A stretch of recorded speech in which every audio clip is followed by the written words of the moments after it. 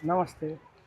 आज हामी बादलनाको बिचमा आएका छौँ हजुर। र बिचमा बसेर हामी यहाँ बसिरहेको थियौँ। एकजना नेपाली साथी, नेपाली अब एसियन अनुहारहरू अलिकति चिनिन्छ, त्यसरी नेपाली नै हुन्छ कि भनेर उताबाट आइरहनु भएको थियो, हातमा यो बक्सहरू बोकेर होइन। सायद जीविकोपार्जनको लागि मेहनत गर्दै हुनुहुन्छ होला हजुर, होइन?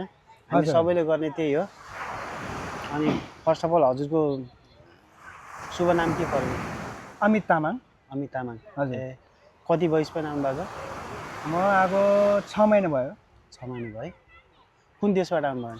स्विडेन। स्विडेनबाट। हजुर। कस्तो पाउनुभयो स्पेनलाई? यस रमाइलो रहेछ। यहाँको धेरै ऐतिहासिक ठाउँहरू रहेछ। समुद्र भयो, चर्चहरू भयो, जस घुम्ने मन भुलाउने ठाउँ चाहिँ धेरै नै भेट्यो। हो, त्यो पनि मन भुलाउने बाटो चाहिँ धेरै छ। तर खासमा अब यो बसाइ चाहिँ कस्तो सुखद हुँदैछ, दुःखद, पीडादायी कस्तो हुँदैछ? किन बसाइ त अब त्यही हो, अब साधारण महिनाको 200 अब त्यही हो किराय, प्रायः सबै ठाउँमा नर्मल त्यही हो।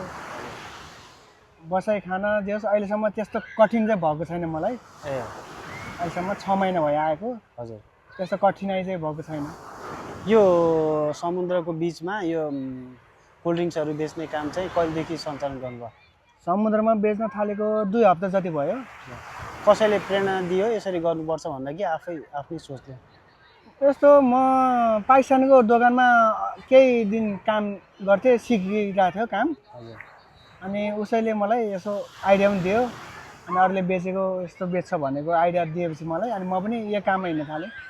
कस्तो सजिलो, अप्ठ्यारो, गाह्रो कस्तो कस्तो? यो काम अब शरीरलाई त्यति अप्ठ्यारो त होइन, तर अलिकति यो पुलिसबाट चाहिँ अलिक बच्नुपर्ने रिस्की चाहिँ हो। समय समाउँछ, चेकिङमा आउँछ। हजुर। सबभन्दा अप्ठ्यारो भनेको त्यही एउटा, अरू केही छैन अप्ठ्यारो। कसरी गर्नुहुन्छ काम यसलाई चाहिँ? सुरुवात कसरी गर्नुहुन्छ, इन्डिङ कसरी गर्नुहुन्छ? सुरुवात त्यही त हो नि, अब दोकानमा गयो, सामान ल्यायो, दिनभरि हिसाब गर्छ, बेच्यो, भरे कतिवटा लग्यो, त्यही हिसाब बुझायो, नाफा आफू राख्यो। भोलि बिहान फेरि त्यही हुन्छ, पछि त्यही सुरु हुन्छ, त्यही गऱ्यो है। जस आफूलाई खाना लाउन पुग्ने हुन्छ दिनभरि काम गऱ्यो भने? यसमा हजुर। तर रिस्की छ, अप्ठ्यारो छ है? रिस्की चाहिँ छ। पुलिसले समात्यो भने चाहिँ के भन्नुहुन्छ नि?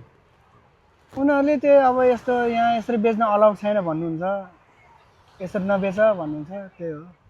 फाइनहरू, चिटहरू काटेको कुनै त्यसो है? अहिलेसम्म फाइन चिट काटेको छैन, सामान लगेको छ बरु। सामान चाहिँ लिएर जान्छ? सामान चाहिँ लिएर जान्छ। ठिक। तर पनि काम गरिरहनु भएको छ? हजुर। अब बाहिर कतै होटल लाइनतिर अन्त चाहिँ अलिकति काम पाउन गाह्रो पनि छ होइन? हामी यो पेपर काट्नु हुनाले अलिक गाह्रो छ, त्यही भएर बाध्यताले यो काम गरिरहेको छु।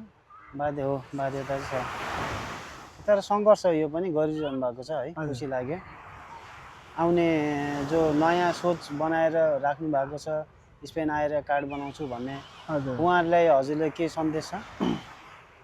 अब यस्तो स्पेन त आउनु होला, तर आए पनि अलि केही महिनासम्म खाना बस्न काम नपाए पनि खाना बस्न पुग्ने गरी पैसाको ब्याकअप लिएर आउनु होला भन्ने म सल्लाह दिन्छु। हस्, धन्यवाद। हजुरसँग छोटो मिठो कुराकानी भयो। हजुरको सन्देशमूलक यो जानकारीको लागि एकदमै धन्यवाद। हजुर। अन्तिममा केही भन्न चाहनुहुन्छ हाम्रो चिया गफ विथ बिजेएसको च्यानलबाट? अब त्यो हो, तपाईँहरूसँग राम्रो मिठो गफ भयो। अब मैले भोगेको थाहा पाएको अनुभव जति तपाईँहरूले सुनाएँ।